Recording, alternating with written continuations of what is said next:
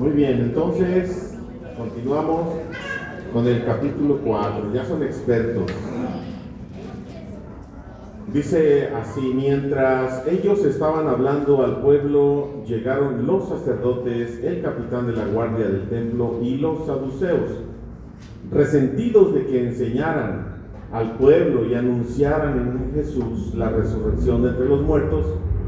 Les echaron mano y los pusieron en la cárcel hasta el día siguiente, porque ya era tarde. Pero muchos de los que habían oído la palabra creyeron, y el número de los hombres llegó a ser como 5,000. Vamos a ver. Padre, te damos gracias porque nos permites continuar este estudio precioso del libro de los Hechos, la historia del nacimiento del cristianismo, rogando, Padre, que nos sigas mostrando a través de tu Espíritu Santo la manera en que cómo debemos vivir esta vida cristiana a la cual nos has llamado. Gracias porque somos los llamados por ti, y al ser llamados atendimos a ese llamado. Millones lo rechazan, pero nosotros, Señor, nos diste la gracia y tuviste la misericordia de poder aceptar ese llamado. Y aquí estamos, Señor, aprendiendo de ti. Ayúdanos a fortalecer el espíritu, el alma, a través de tu palabra. En el nombre de Jesús. Amén. Muy bien, entonces, recuerde que los exámenes son del texto bíblico. No se salga, no interprete, no haga nada, solamente lo que el texto diga. ¿Sí? Nada más. Estoy haciendo este ejercicio para que usted vaya sabiendo estudiar la Biblia y no llegue a la Biblia con prejuicios, predisposiciones, ideas que ya viene desde niño, sino que vaya al texto y vea lo que diga el texto, y en base a eso pues aprendamos. Bueno, continuamos entonces con la historia de un cojo que había sido sanado en el templo, y luego el apóstol Pedro, que da un discurso. El segundo discurso lo da ahí en el templo. No sabía ni qué decir. En el primero fue allá cuando descendió el Espíritu Santo, y le preguntó a Juan: ¿qué digo? Y dice Juan: pues diles que ustedes mataron al Señor Jesús. Y luego en el templo tampoco sabía qué decir, y dice: ¿y ahora qué les digo? Diles lo mismo, que mataron al Señor Jesús. ¿Vale? Y ahora tenemos entonces la consecuencia de esta sanidad. La consecuencia, ¿cuál sería la consecuencia para líderes religiosos?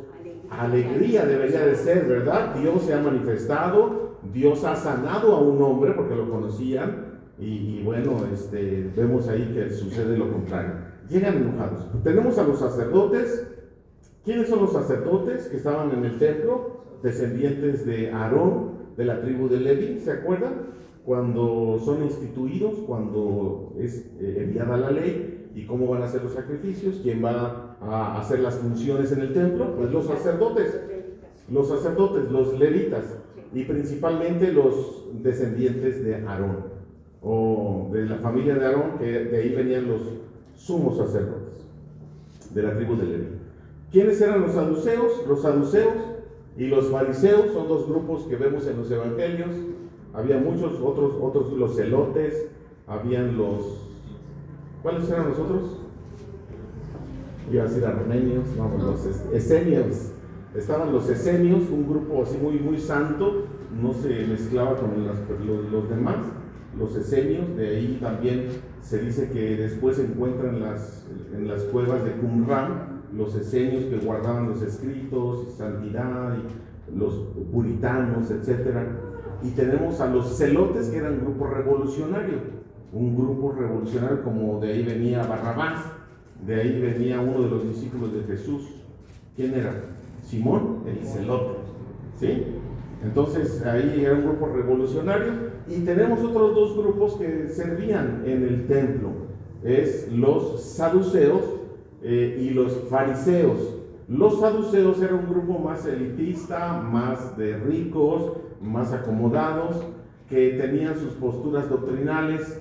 Por ejemplo, ellos no creían en la vida después de la muerte, ellos no creían obviamente en los ángeles, menos en los demonios, y no creían, si no creían en la vida después de la muerte, dicen: nos morimos y ahí se acaba todo, y entonces no hay resurrección. Los fariseos decían: sí, hay demonios, hay ángeles, hay otro mundo después de esta vida, y hay resurrección, y ahí tenían un conflicto, pero servían en el templo. Estos dos grupos servían en el templo. Y tenemos el capitán de la guardia del templo. Los romanos asignaban soldados para salvaguardar el orden en el templo, en las calles, y obviamente que los líderes tenían este privilegio de tener soldados romanos a su servicio. Bueno, entonces, ¿por qué están enojados? Vienen los saduceos y les dicen a ellos por qué están enojados. Porque están anunciando en Jesús la resurrección de los muertos, ¿vale? Entonces, el tema central del mensaje de Pedro, lo que quedó claro para estos grupos, era que hablaban de Cristo, el mensaje de Pedro, de Cristo, al que ustedes mataron, pero ¿qué creen? Resucitó de entre los muertos, y esto les hacía tener coraje y demás. Los arrestaron y los llevaron a la cárcel. Pero bueno, aquí tenemos a una multitud ya creyendo en Cristo, 5,000 hombres. Obviamente hay otros pasajes donde dice sin contar a las mujeres y a los niños, pero tenemos a 5,000 más. Ya tenemos allá en el capítulo 2, 3,000.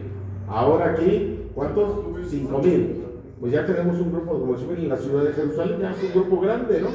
¿Cómo se va a cuidar a este grupo grande aquí en Jerusalén?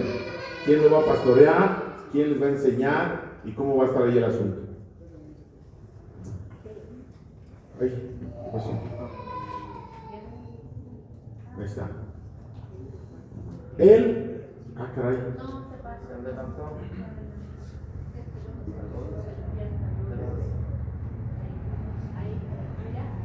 Ahí. Al día siguiente, aconteció que se reunieron en Jerusalén los gobernantes de ellos. ¿Los gobernantes de quién? ¿Aquí quién está escribiendo los hechos? Lucas. Los gobernantes de ellos. Estaba como que explicando, como que está el libro de los hechos no solamente es para los judíos, sino es para un auditorio o una audiencia gentil. Los gobernantes de ellos, los ancianos y los escribas. Y estaba el sumo sacerdote, ¿quién? Anás. El sumo sacerdote Anás. Estaba Caifás, Juan, Alejandro y todos los del linaje del sumo sacerdote. Y poniéndolos en medio les interrogaron: ¿con qué poder o en qué nombre han hecho ustedes esto? Entonces Pedro, lleno del Espíritu Santo, les dijo: gobernantes del pueblo y ancianos. ¿Sí? Eso les dijo Pedro. Y le dijo a Juan: creo. Si hoy somos investigados acerca del bien hecho a un hombre enfermo, de qué manera éste ha sido sanado, sea conocido a todos ustedes y a todo el pueblo de Israel que ha sido en el nombre de Jesucristo de Nazaret, a quien ustedes crucificaron y a quien Dios resucitó de entre los muertos. Por Jesús este hombre está de pie, sano en su presencia. Ese es el mensaje de Pedro. Ya van 3 veces que lo dice. Jesús, ustedes lo crucificaron, lo conocen, y es Jesucristo de Nazaret. Se hizo en el nombre de Jesucristo de Nazaret. Nada de que doble A, de que en un poder superior, llámale como tú le quieras llamar. Nada de eso. Jesucristo de Nazaret. ¿Sí? En el nombre de Jesucristo de Nazaret, a quien ustedes crucificaron, Dios resucitó a él y a quien Dios resucitó de entre los muertos. Por Jesús este hombre está de pie sano en su presencia. Entonces tenemos aquí gobernantes, ancianos y escribas. Tenemos, ¿verdad? Tenemos lo que se le llama el Sanedrín. El Sanedrín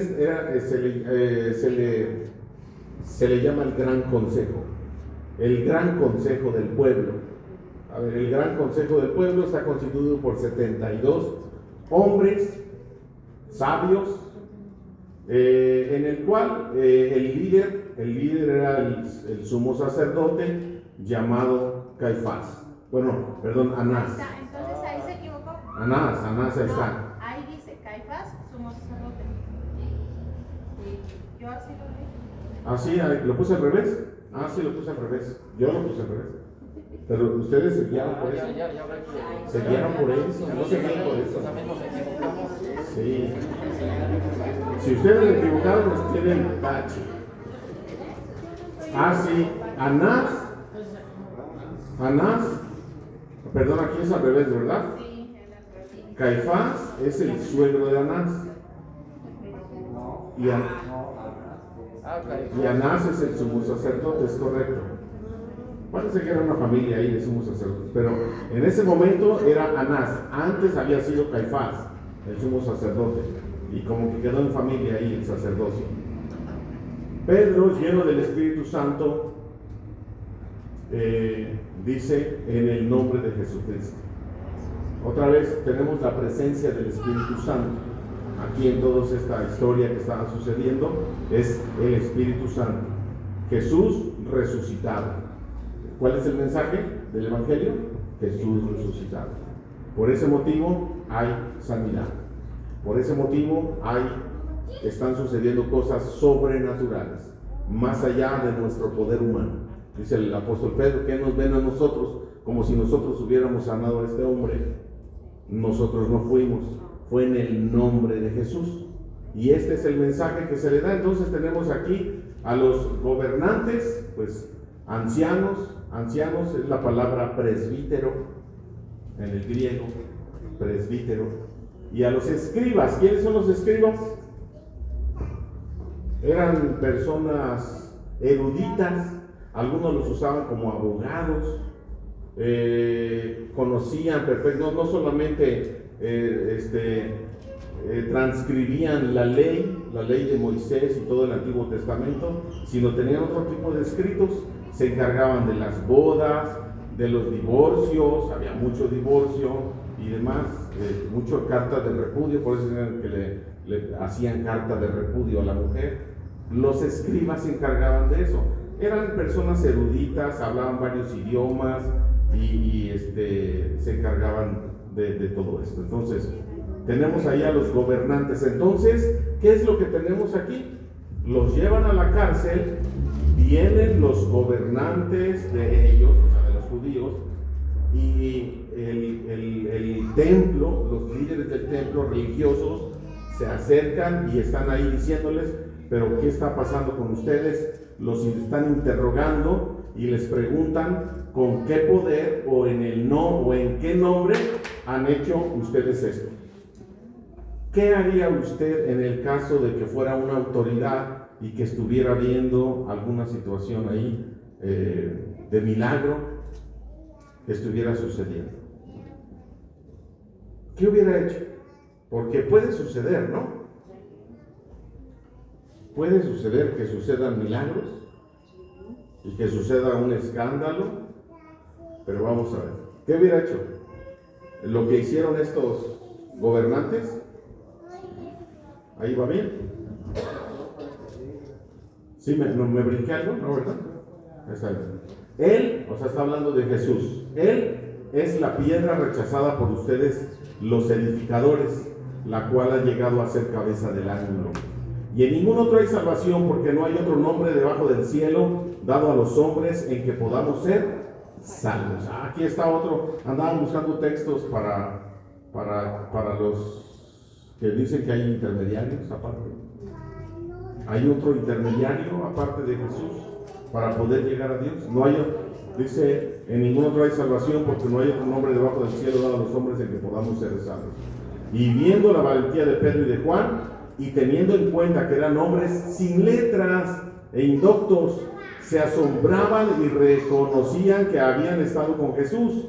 Pero ya que veían de pie con ellos al hombre que había sido sanado, no tenían nada que decir en contra.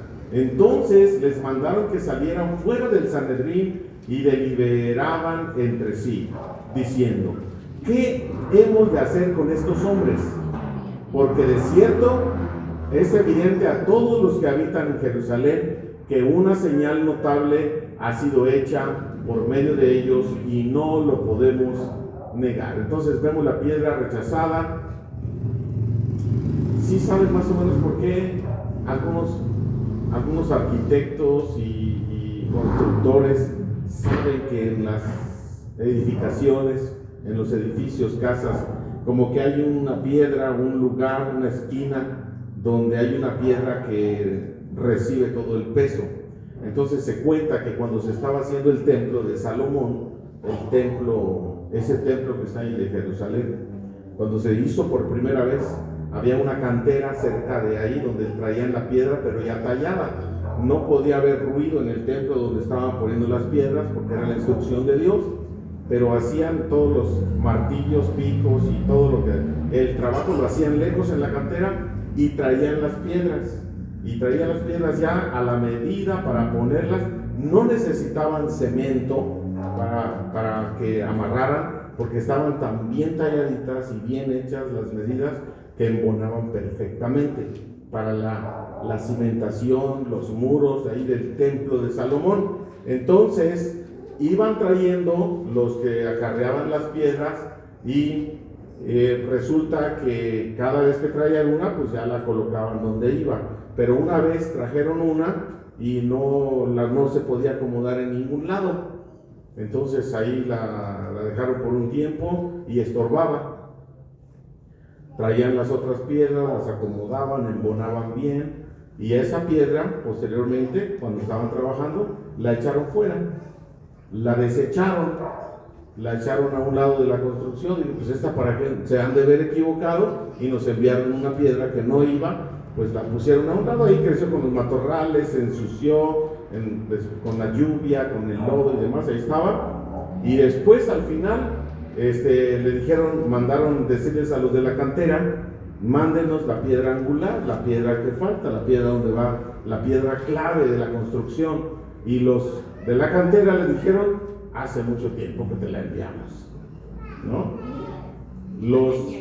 Los constructores que desecharon la piedra, esa piedra ha venido a ser, tuvieron que ir a buscar la que habían tirado y la trajeron y la pusieron en el ángulo exacto que faltaba, la piedra angular, así se llama, piedra angular, para que ellos recibieran todo el peso.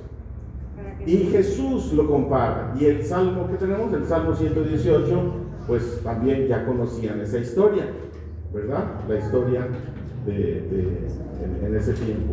Entonces tenemos que Jesús se compara con eso, Pedro compara, ustedes, la piedra que desecharon y demás.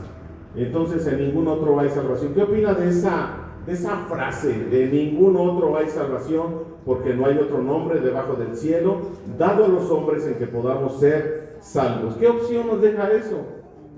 Ninguna para salvación, solamente es a través de Jesucristo. No hay debajo del cielo dado a los hombres ningún nombre en el que podamos ser salvos. ¿Qué significa ser salvos? También la palabra salvo se traduce como sanos, pero está hablando espiritualmente, ¿no? Sanos y salvos y sanos, salvos y sanos, es lo mismo. Para el lenguaje griego, ser salvados o ser sanados es lo mismo. El cojo que había sido sanado, había sido salvado, y los que habían sido salvados, habían sido sanados del alma.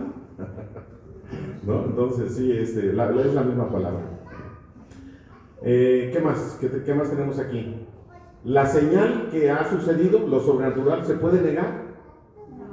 No se puede negar la señal. Sin embargo, hay algo interesante ahí, ¿no? Con respecto a una señal que no se puede negar. Vamos a ver la última diapositiva. Pero para que no se divulgue cada vez más entre el pueblo, amenacémosles para que de aquí en adelante no hablen a ninguna persona en este nombre. Entonces los llamaron y les ordenaron terminantemente que no hablaran ni enseñaran en el nombre de Jesús. Pero respondiendo Pedro y Juan les dijeron, juzguen ustedes si es justo delante de Dios obedecerles a ustedes antes que a Dios, porque nosotros no podemos dejar de decir lo que hemos visto y oído. Y después de amenazarles más, ellos les soltaron, pues por causa del pueblo no hallaban ningún modo de castigarles, porque todos glorificaban a Dios por lo que había acontecido. Pues el hombre a quien había sido hecho este milagro de sanidad, ¿cuántos años tenía? 40 años. Tenía más de 40 años. Vayan al texto, hermano, ¿sale? Entonces tenemos, amenazaron a Pedro y a Juan. ¿Y qué les dijeron? Dejen de estar hablando de este tal Jesucristo, y que resucitó, y que murió, y dejen de estar hablando de él, ya, por favor, ¿sí? Y entonces Pedro y Juan les dicen, juzguen ustedes. ¿Creen que sea correcto obedecerles a ustedes o le vamos a obedecer a Dios? ¿No? ¿Cuántos de nosotros obedecemos más a los hombres que a Dios? Le tememos más al hombre que a Dios. ¿Sí? Entonces, tengamos cuidado con eso. Obedecer a los hombres o a Dios. La experiencia con Cristo, dice, no se puede callar. Porque nosotros no podemos dejar de decir lo que hemos visto y oído. Si usted ha tenido una experiencia con Cristo, usted no puede callar esa experiencia. Si usted conoce a Jesucristo, no puede quedarse con ese mensaje para usted. Es importante y es necesario decirlo, externarlo. El mensaje de Cristo no es para quedarse en el corazón. Bueno, sí, se queda en el corazón, pero también sale. No puede quedarse. No podemos dejar de callar. No podemos dejar de decir lo que hemos visto y oído. Y los pastores, a ver, aquí hay algo interesante. Entonces, los gobernantes, saduceos, fariseos, escribas, maestros de la ley, los que están a cargo del pueblo, son los pastores del pueblo, ¿sí o no? Y los pastores y el pueblo son las ovejas. Y los pastores les tienen miedo a las ovejas. A ver cómo está eso. No, dice ya no hacemos nada porque aquí la gente, las ovejas. Había muchas personas que ya habían visto el milagro. Sí, pero algo está sucediendo. ¿Hacia dónde están yendo las ovejas? ¿A quién están escuchando y a quién están viendo? Le están quitando la vista a los que eran sus pastores y ahora están escuchando a otros pastores. Es interesante, ¿verdad? Sí, ¿Será un mensaje subliminal? Entonces ahí está interesante porque, bueno, ¿qué autoridad tienen entonces estos gobernantes? Están perdiendo la autoridad, quieren ganarse al pueblo, pero no están entendiendo lo que está sucediendo. El milagro no les hace creer. A ver, ahora entonces, si el Señor me sana, ahora sí yo voy a ser diferente. O el Señor sana a mi hijo o a mi hija, ahora sí voy a ser comprometido. Si yo veo el milagro y la mano de Dios en mi trabajo, entonces ahora yo voy a comportarme y conducirme como un buen cristiano. Y Dios hace el milagro, y Dios te sana a tu hijo, y Dios te da un buen trabajo, y te prospera. ¿Y qué pasa después? No se trata del milagro. Están viendo a un cojo, porque dice, pues el hombre a quien habían sido hecho este milagro de sanidad, bueno, dice arriba el 21, y después de amenazarles, ellos les soltaron, pues por causa del pueblo no hallaban ningún modo de castigarles, porque todos glorificaban a Dios por lo que había acontecido. Pero ellos no, los gobernantes, los que conocían de la palabra. Por eso el Señor Jesucristo les dice, ¿dónde está la misericordia? O sea, ustedes cumplen toda la ley, ¿no? 613 mandamientos al pie de la ley. Son 613 mandamientos de la ley del Antiguo Testamento. La cumplían al pie de la ley. Diezman la menta, el comino, lo mínimo, oran 3 veces al día, pero olvidaron lo más importante. ¿Dónde está la misericordia, la justicia, el amor? ¿Dónde está? Y están viendo el poder de Dios, la manifestación de Dios, el pueblo adorando y glorificando a Dios, al Dios de ellos.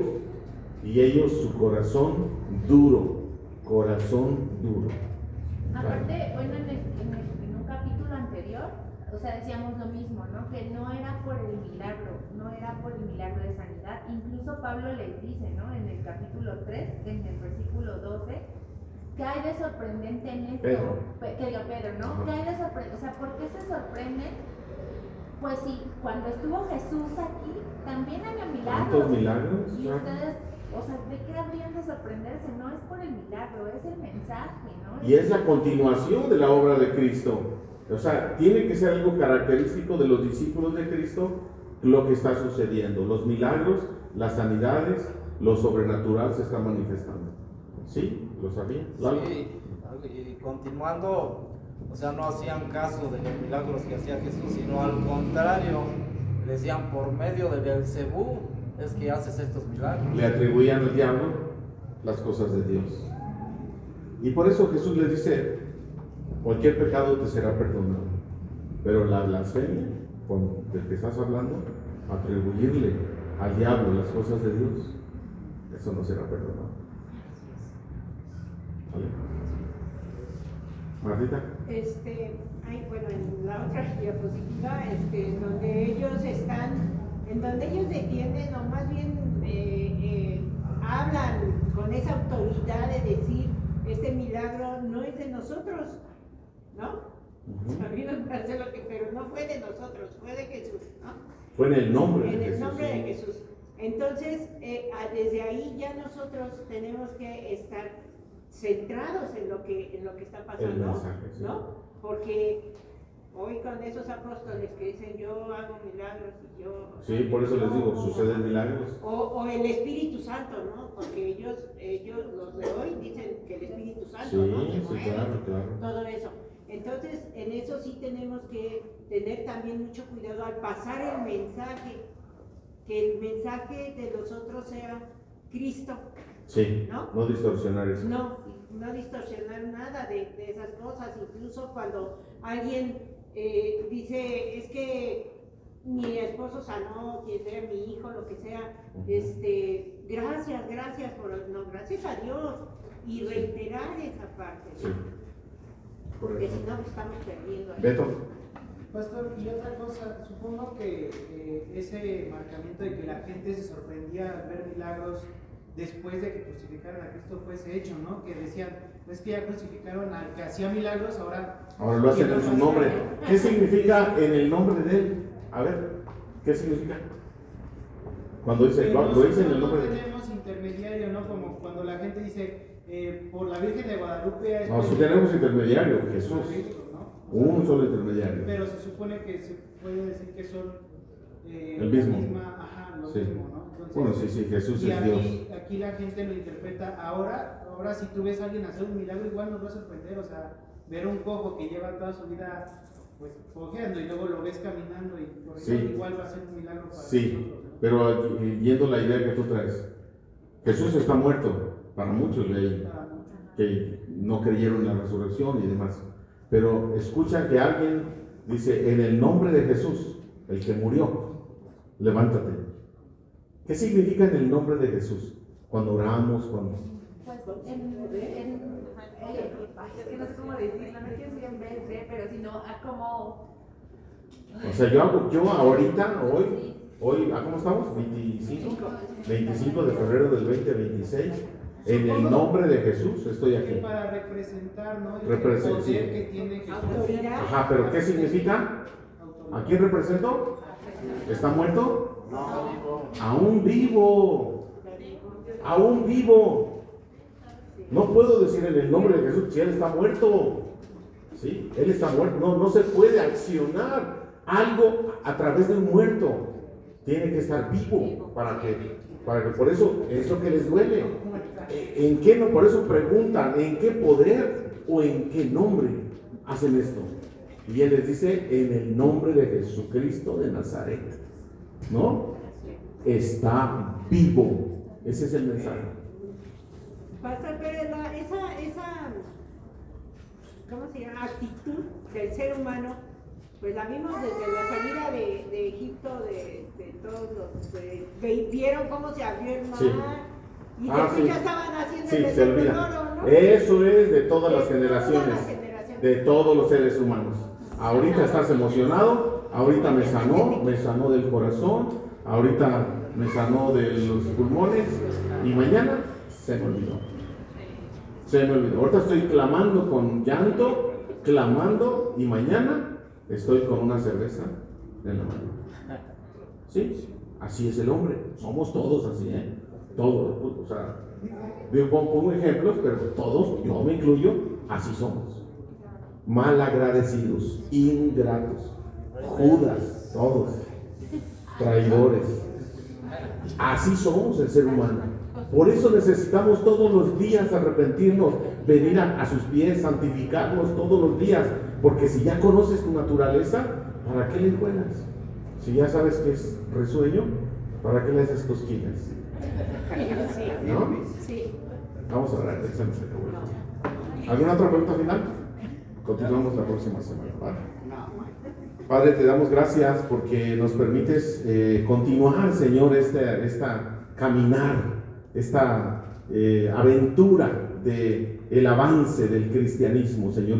Y cuántas cosas se revelan, cuántas cosas, Señor, estamos comprendiendo a través de tu palabra, el verdadero evangelio, el verdadero cristianismo, cómo se origina. Y en el nombre de Jesucristo es que nosotros estamos hoy aquí, 20 siglos, 21 siglos después de que estos acontecimientos.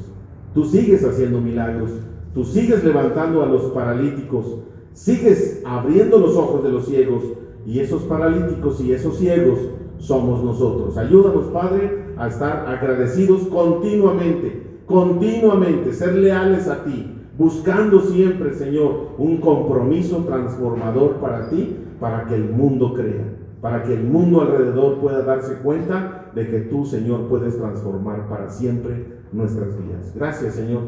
Te rogamos que te quedes con cada familia. Y también, Padre eterno, pedimos en esta noche que bendigas las ofrendas que han de levantarse. Bendice la economía de mis hermanos. Bendice, Padre, sus trabajos. Dales fuerza a sus cuerpos. Dales inteligencia. Que como Daniel y sus amigos puedan ser hallados en nosotros 10 veces más inteligentes que todos los demás. Gracias, Padre, porque tú eres nuestra inteligencia. En el nombre de Cristo Jesús. Amén. Gracias.